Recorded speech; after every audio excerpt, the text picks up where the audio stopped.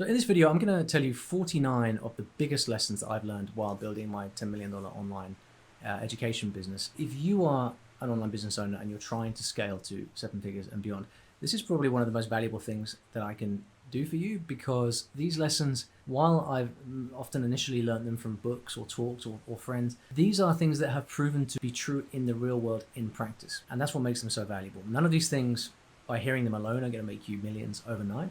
But what I found is that by understanding what these points are, it makes them easier to spot in the real world once they actually come about. So at the very least, my hope is that this will save you a lot of time and help you spot these big lessons along the way. In case you don't know who I am, my name is Olly Richards. I'm the founder of StoryLearning.com. It's a multi-7-figure online education business. I'm also a mentor to other online business owners. And rule number one is very simply, whenever anyone tells you their numbers, assume they are lying. And the reason for this is simply that most people don't have a need to tell you numbers, to brag about numbers. It's not a normal thing. And so for the most part, whenever anyone is telling you their numbers, especially publicly, it is because they're trying to get something from you. Now, for good measure, you should probably apply that to me, because why should I be exempt from this rule? The point is, it's a good exercise in sense checking what's real. This is especially true for revenue numbers, because the number of stories I've heard of people who are saying, we make $1 million a month in top line revenue. But then when you look at profit, there's actually none there. So many smoke and mirrors surround numbers. So just assume that whenever you hear numbers, they are not true. Rule number two, make sure you can describe what your business does and what makes it unique in one sentence. For example, in my business, StoryLearning, which is a language education company, what we do is we teach languages through stories. It's as simple as that. If it takes you longer than a sentence to describe what you do, you probably are not clear enough on what your value proposition is. Rule number three, ask who, not what. It's common for a founder to have this superhero syndrome where they feel like they have to solve all the problems themselves, come up with solutions themselves. But as you grow, you realize that actually you don't need to have the answers. What you need to be able to do is find the people who can find the answers. So ask who, not what. Lesson number four, don't sell the top of the mountain, sell the peaks along the way. Now, it's a bane of my life that I forget who I heard this from. And so I apologize to that person, whoever it was. I heard it at a conference in 2015. And it stuck with me ever since, and I've built my entire business around it, which is why I'm confident proclaiming this as a rule right now. See, many people, with the first offer that they make to their list, or the main offer, thing that they sell on their website, they try to sell the complete solution. But the trouble is, once you've sold the complete solution, you've got nowhere else to go. Not only that, but it's usually a very thorough, very complete thing that people may not have time for. So instead of selling the peak of the mountain, the summit, sell the peaks along the way. It's going to be more affordable, it's going to be smaller, it's going to be easier to conceive of that victory from the perspective of the student, and it's going to help you make a lot more money. Number five is trusting your own decision making. There is so much wisdom in being able to trust yourself. And the reason this is important for entrepreneurs is that I see a lot of people who, when they have a particular problem, they always turn to someone who can help me, who can solve this for me. And it is great to do that, but there's a very real point at which you've got to take responsibility for the growth of your own business, and learning to trust your gut and not always try to outsource the information or outsource the decisions is a huge skill. This does mean that you will make a lot of bad decisions before making good ones, but that is fine. The way that you develop the skill to make good decisions is by making a lot of bad ones, learning the lessons, and then learning to focus gradually. Lesson number six, audience is your most valuable asset, and you should treat it as such. With my personal brand that I'm building now, I'm very, very clear that the only thing I'm interested in doing is to build an audience of 6 and 7 figure entrepreneurs. That's why I make content like this that is relevant to people at that level. And I will never, ever, ever do anything that intentionally destroys or damages or risks the trust of that audience, because that audience, if I look after it and nurture it, will put food on the table for me for many, many years to come. Audience in an education business is your prize asset, so take care of it. Rule number seven, an inch wide and a mile deep at all times. And another quote that I don't remember where I heard it from. It's terrible, this, but credit to whoever said it. Biggest mistake people make in defining their niche is trying to target too many people. They say, well, I don't want to narrow it down because then I'll miss out on potential customers. What they don't realize is that the way that you get customers in the first place is by solving a problem so specific that you become the only possible solution in the marketplace. So an inch wide and a mile deep at all times. Rule number 8, have a 3-year plan and make decisions based on that. The reason is that a short time frame and a long time frame makes decisions look very, very different. There are certain things you might want to do now because of short-term interests, but when you ask the question, what does the 3-year view look like? That can make the decision look very, very different. So have a 3-year plan. I find 3 years to be more helpful than 5 years or 10 years because that feels so far off into the future. It's not really real. Have a 3-year plan, make decisions based on that. Rule number 9 is all about happiness and contentment as an entrepreneur. As an entrepreneur, results come from future-based planning, but happiness comes from presence in the moment. Success is, in my opinion, learning to balance those two. So it's about having long-term future-based goals that you aspire towards, but learning to not be attached to them so that you can be present and happy in the here and now. Rule number 10, split testing, A/B testing is largely a waste of time. Now, let me be clear. There are many situations where split testing is the best thing you can possibly do, but it's usually only people who are more advanced or who have much larger traffic sources for whom A/B testing can really be can be effective. You need large numbers to do proper A/B testing, and even in my businesses when we do A/B testing, so much of the time, if we don't have enough traffic or enough sales volume, we're just going to not do the test because it's going to take too long to get it. You know, for example, if you want to properly test a sales page or an order form, you need hundreds and hundreds and hundreds of customers, not traffic, customers, people who actually buy, in order to get a statistically significant result. Now that's fine if you're Amazon or Expedia, but for most entrepreneurs, most of the time, you simply don't have the traffic to perform really good, accurate tests. That plus you probably don't know how to split test properly in the first place, and so you end up making small tests that are never going to move the needle. What's much better most of the time, instead of split testing, is just change something and make a massive great change, the biggest change you can imagine, and then just watch what happens. That intuition will be more valuable for you. 11, hire from within your audience. If you're an education-based business and you have an audience, then hiring from within your audience is one of the best things you can do. There are 2 things you've got to look for. Number 1 is aptitude or attitude, and number 2 is cultural fit. Most of the time, until you're at least 7 figures in revenue, you don't need to hire experts. You need to hire someone who can execute on a set of procedures that you have already designed. And the best possible person for that is someone who comes from your audience because they know you, they love you, they get what you do, and they're going to work their socks off in order to do a good job. 12, because it feels right is justification enough for any decision. You are going to spend most of your career making decisions that seem good because they sound good or you think they'll impress someone. But the longer you're in the game and the older you get, the more you realize, actually, I just want to do stuff that feels good to me. That's what becomes more important to you. And so learn the lesson now. Take it on board now. Yes, you want to grow your business, but doing stuff that feels right to you because that's the business you want to own, hey, that is fine. It's preferable. You've only got one life, so do stuff that you like. 13, fire yourself from at least 2 jobs every year. Otherwise, you don't have a business, you have a job. I think it was Nick James I heard this from originally about 10 years ago. And the idea is that if you are not proactively finding things that you shouldn't be doing and handing them off to someone else, your business cannot grow, because as the person at the top, if you're not getting other people involved, then you have no continued leverage from a human resources perspective. So fire yourself from at least 2 major tasks per year. 14, sell the dream, not the improvement. So shout out to Russell Brunson for this one, who I think framed it as a new opportunity rather than improvement. When I look at, like 9 out of 10 offers that I look at will be saying, here's how you get 10% better. Here's how you do a little bit better at that. What you want to be able to do is to say, here's how you will completely transform your ability to do the thing. That's what people want. That's what people will pay for. 15, go to fewer conferences. Visit friends instead. So this is a deliberately polarizing one. The reason I created this rule for myself was because I have a lot of friends who spend their entire year on the conference circuit, going from one conference to the next. And the thing is, you end up in an echo chamber. Same people giving the same results, same ideas, same types of people as well. What I started doing instead about 5 years ago was, instead of going to another conference, I would go and visit smart friends of mine and hang out with them for a few days. Getting their eyes on my specific problems really helped me get the answers I needed faster. 16, price and offer are your 2 biggest leverage points at all times. Improving your offer, changing your offer, trying something new, and then playing with the pricing can double your business immediately if you get it right. So don't mess around with other things. Fix your price, fix your offer. 17, reinvest at least 30% of your revenue into marketing. And this is specifically aimed at online education business owners, people who sell information, often rely on content marketing for their traffic. You can very easily get into a place where you are failing to learn marketing lessons, failing to discover new ways to continue to grow your business, which is a dangerous place because when things happen, like Google starts to slash its traffic or the Twitter algorithm goes to hell, you now have no options.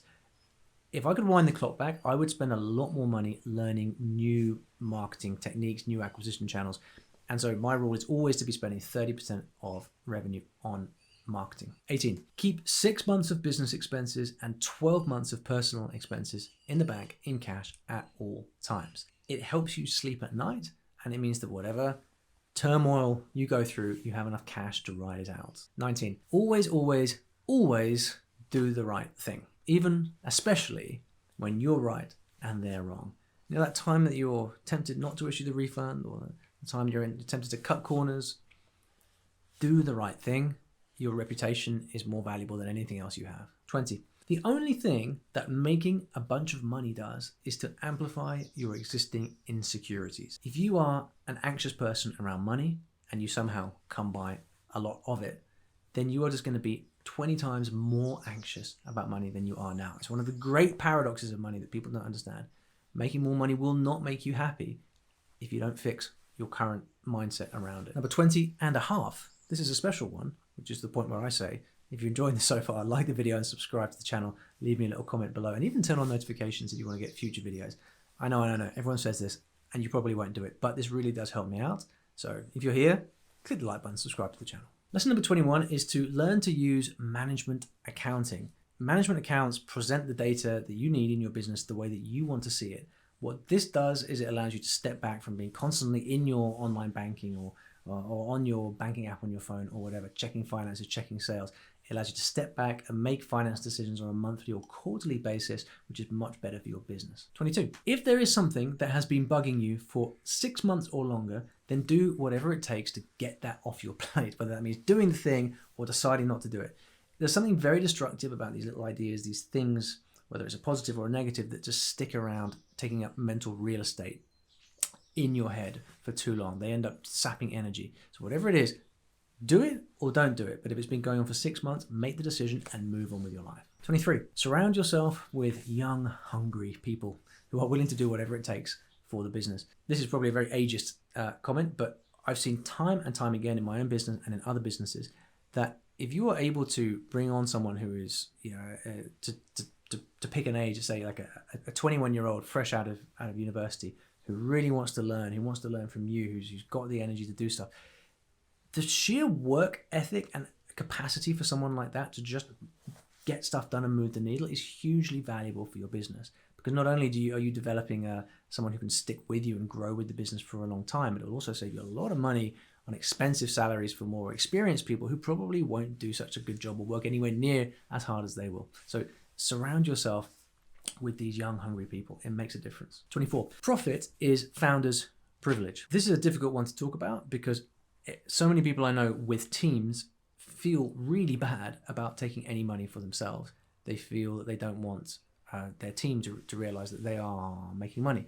Look, if your team wants dividends, they can go off and start their own business. But you are the one who took the risk of starting a business in the first place. So never, ever, ever feel guilty about taking profit for yourself, as long as it's within reason and as long as it's not harmful to the business. You have earned it, so don't feel guilty about it. 25 is to practice non-attachment to outcomes. I've written extensively about this on my blog at ollyrichards.co.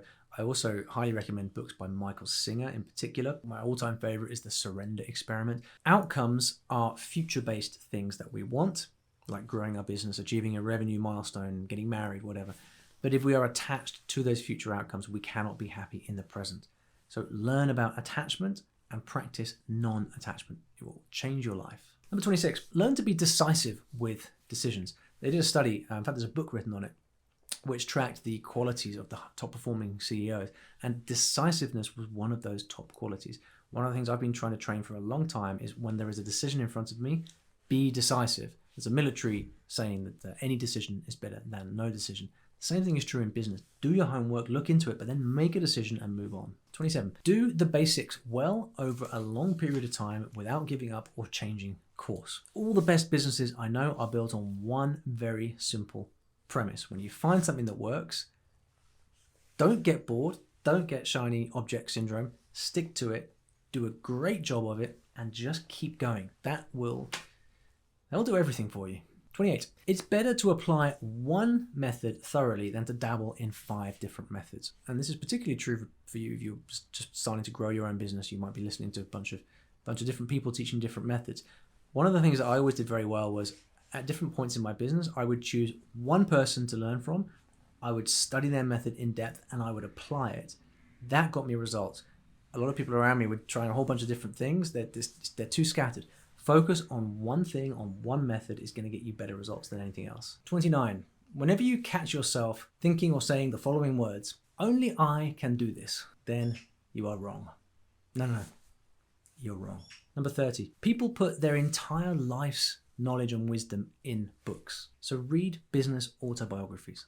Everything you could possibly need to know is in there. Number 31 is to never go for longer than 12 months without a coach or a mentor. I went for a few years without a coach or a mentor a number of years back, and I realized too late that I ended up in a real kind of echo chamber, not having enough challenge and reflection on what I do. So never go for more than 12 months without a coach or a mentor. 32, take your personal finances seriously. Maximize every tax break. Make sure you fill up every possible allowance you get annually. Life is tough as an entrepreneur. You're going to go through ups and downs, but if you can get your personal finances in order, you're going to have a lot more security. Everything's going to feel a lot easier. You're going to feel a lot less threat and stress. So take your personal finances seriously. If you don't have an independent financial advisor or a wealth manager, get one. 33, run operating margins of at least 30%. Now, if you are an online business, you sell information, digital products, education, that kind of thing, then you do not have a lot of the fixed costs that a lot of other businesses have. So SaaS, for example, has devs. You're a restaurant business has premises, staff, cost of goods. You don't have any of this stuff, which means if your net margins are less than 30%, then you are inherently inefficient. So keep your margins at 30% or higher. This is going to allow you to be efficient, to retain cash, and to grow faster, weather the storm, all of those good things. 34. If you want something to be remembered, tell it in a story. Now, I've literally built an entire business based on this concept with my business Story Learning. Stories are the most effective way of presenting facts, bits of information, because we encode information in stories naturally as a human. And so if you want something to be remembered, tell it in the form of a story. 35. Ensure that your best customers always have a way of spending more money with you. One of Jay Abraham's 3 ways to grow a business. One of them is sell to your existing customers more often, sell them more stuff. If you've only got one product, make a second, make a third. It's going to instantly increase your lifetime customer value and your profits. 36, there is no decision to be made unless there are 3 options on the table. This changed my entire approach to decision making. If you don't know what to do, get 3 good options, then make a decision. 37, study copywriting like your life depends on it, because it does. Copywriting is not just the words that you write, it's your ability to communicate, to persuade, to engage. Those business owners who learn copywriting are so much more effective at marketing, sales, team building, all of these things. So study copywriting. It's by far the most valuable skill you will ever learn. Number 38, there are no business problems, only mindset problems. And this is one of the deepest truths of all. There is always a solution right in front of your eyes that you cannot see. It's your mindset that is preventing you from actually getting to that solution. So whenever you feel really stuck with a particular problem, think outside the box, talk to other people, think about what scripts are running under the hood that might be influencing your decision. There are no business problems, only mindset problems. Number 39, slow down. Just slow down.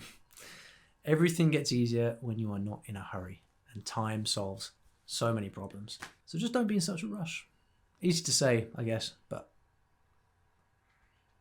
it's truer than you know. 40. Look at your bank balance no more than once a week. I have been through periods in the past of being addicted to looking at sales stats, bank balances, things like that. And it comes from a good place. It's your self-protection mechanism. Do I have enough money? Am I going to be okay?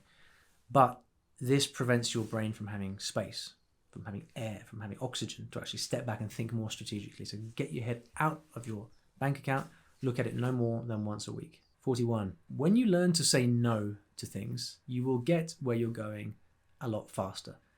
Fun fact, I actually have a little sign on my desk that says, just say no.